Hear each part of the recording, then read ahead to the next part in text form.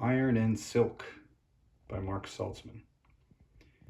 I first came across Mark Salzman's books, not in this one, but in two other ones that I'll get to at another time. So I'm really coming out at this in reverse order because I only bought this book on the strength of those two other books. But we'll get to those.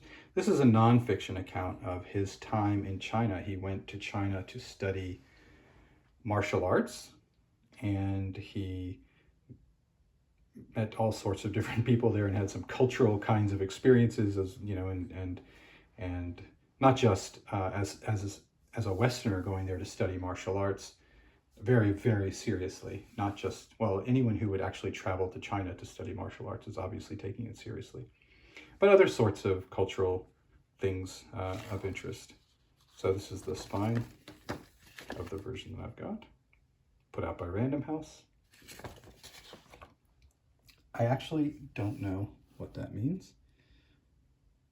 Maybe it means iron and silk, but I think there are 3 characters there, so I don't really know. I really actually like this, and the dust cover to me is not as nice as the book itself. This looks quite pretty to me.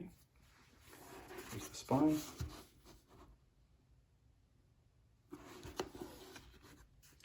And inside, oh, look at that. It used to be a library book. Discarded.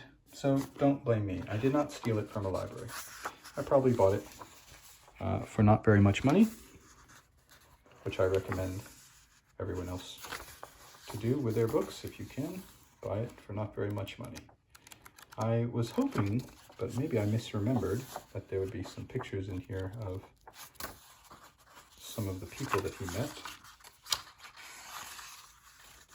But now, I think that there really aren't.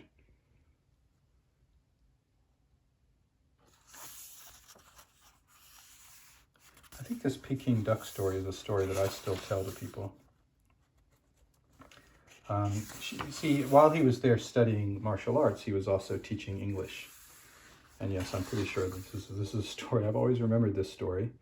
He has them write an account of some sort, okay, of something. I don't remember the exact details, but one man writes about the time he went to Beijing and got the most beautiful Peking duck dish, and it was so delicious. And he writes about how the skin was so crispy and the taste was so magnificent and it was so succulent and all this. And he wrote this whole thing.